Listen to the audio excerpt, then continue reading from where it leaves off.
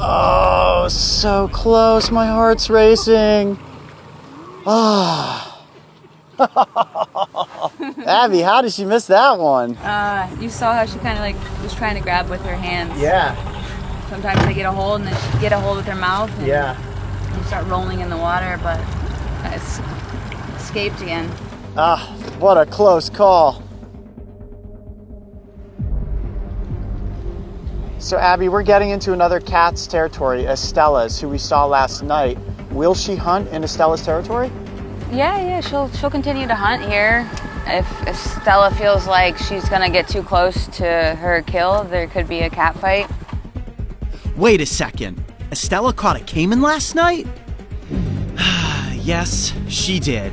And wouldn't you know it, we just missed it. We had been watching her sleep for several hours, but chose to go downriver to film a couple drone shots since she didn't seem very active. Then all of a sudden, a call came over the radio waves and boats began rushing to the area where we left Estella. And as we arrived, the last thing we saw was her pulling a caiman up the embankment and out of sight.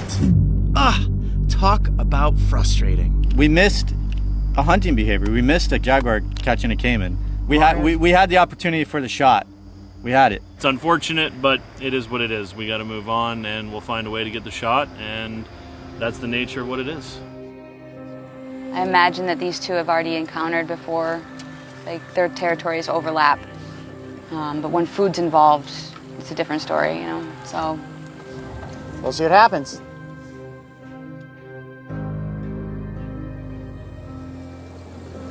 Well, we lost the cat. Patricia disappeared up over a hill and deeper into the jungle, and we have not seen her for about 20 minutes now. The good news is that all of the boats are gone. We are the only boat out here now, and we got the closest we have been to filming a jaguar catching a caiman. She literally had her paw on the front of the reptile, but unfortunately it thrashed, got away, and she remains hungry, just as we remain hungry for capturing this amazing shot.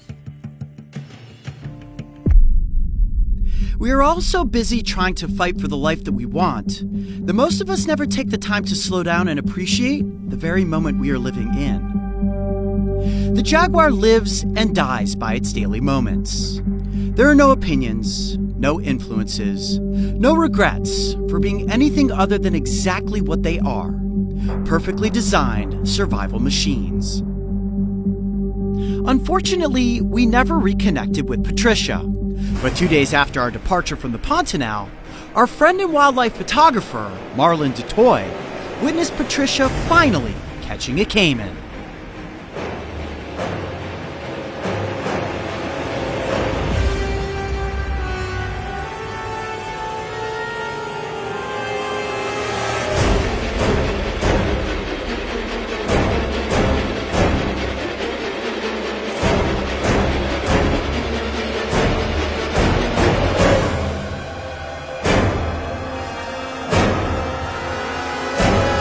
Working in tandem with the Reserve Protection Agency and a team of field veterinarians, today's goal is to safely tranquilize and collect biometric data from these predatory cats. The veterinarians would be collecting the sought-after biometric data from the females.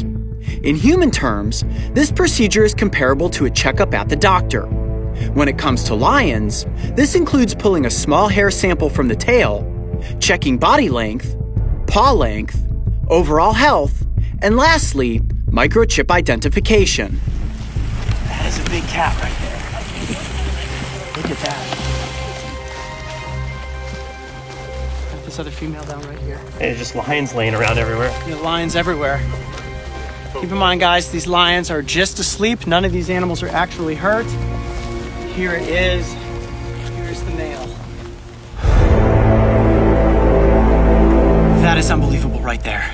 This is the closest I have ever been to a wild apex predator of this size. Oh, you can feel it breathing. Ah, beautiful animal. How this creature is enormous, and it is still a sub-adult male lion. I want to come on this side just to show you this paw. You've got the mane. You can see its face is covered up there. It is asleep. Look at the size of this animal's paws. It is bigger than my hand. That is crazy. and so heavy, so much weight and so much muscle in the front section of this cat. You guys want to see those claws, don't you? Oh yeah. Ready for this? Hold on, let me kind of sit down here. Get ready. That is impressive right there. And these claws are constantly growing throughout the course of the animal's life. Now, like all cats, they have 4 toes up front, but also a dew claw on the side. You see that? Wow. That is the key piece of power right there, because when they lunge toward a water buffalo or a wildebeest and they latch on, it's this claw that hooks in place and makes sure that that prey does not get away. And that's what they do, latch on and then go for the neck. Now the lion, believe it or not, does not have that powerful of a bite force as compared to other big cats. Only somewhere between 600 and 900 pounds per square inch. But what they want to do is go for the trachea. You get the trachea, you're cutting off the windpipe, and that animal's going to suffocate. Now, the males, while they can hunt, aren't the ones that are actually hunting. So while when we came up on this pride, you see that they've taken down an impala, it's likely the females that killed the impala, but then the males will come in and they will feast first. Wow, this cat is just the coolest creature I have ever been around. Let's take a look at its head real quick. Look at the size of the ears, massive ears. They're capable of moving these individually. They have incredible sense of hearing. Look at the mane of this animal. It's so dense and it smells like South Africa. It smells like the savannah, a little bit of grass and a little bit of sand. Now you look at this mane and you think, well, what is the purpose of a mane on a lion other than to have an epic hairdo? And the purpose is actually to protect them when they're fighting to protect territory. All this dense fur, when another male is rearing up using its claws and its teeth, protects this lion's throat and his face. All right, you guys ready for the reveal? Let's see it. Okay, I'm gonna pull this back very slowly. Let's see the lion's face. There you are, buddy. Oh my gosh, that is incredible. What a handsome animal right there. Look at its whiskers, incredibly dense. I know you guys are thinking right now, can we see the lion's teeth? Yeah, we can see the lion's teeth. You guys ready? Yep. I'm gonna slowly just kind of pull the lip back here a little bit. Wow. Whoa. Look at those canines. Holy smokes. Unbelievable. Now lions have 3 types of teeth. Up front here you have these incisors, which are used to carry things. The females will carry their cubs around. They're also used to pull meat away from the bones. Of course, the canines are used to inflict a kill. And then in the back here, go ahead and zoom in, you see that? All these premolars are used like serrated shears to saw through the meat. And I can see the lion's tongue in there. It's incredibly grippy, like sandpaper. They can actually use that tongue to lick meat away from bones. They can lick fur off, and believe it or not, if a lion were to lick your skin, it would take the skin right off. Not exactly like your house cat. Wow. Hi, buddy. Let's see, I'm just gonna kind of take a look at his eye there. See if we can zoom in there. See, the pupils are slightly dilated. It's completely out right now. See that? Get a tight shot there. The lions have incredible eyesight, not only during the day, but also at night.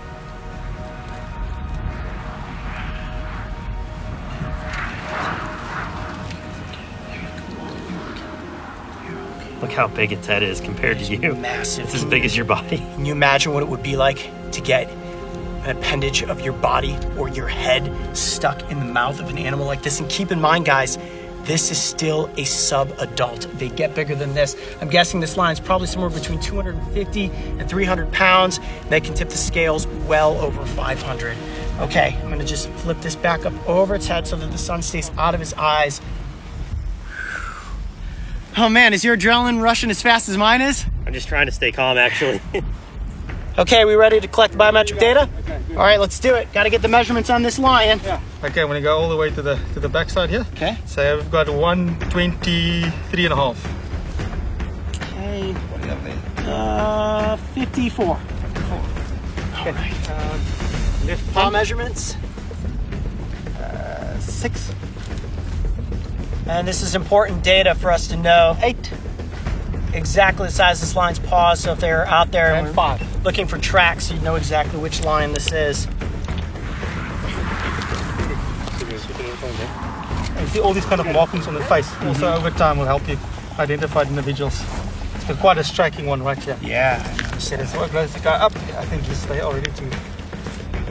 All right, guys, what's really cool is that this lion doesn't actually have a microchip in it. So we are gonna get to insert one today, and that will allow us to keep a tight record of this animal anytime that they then tranquilize in the future to be able to collect its biometric data.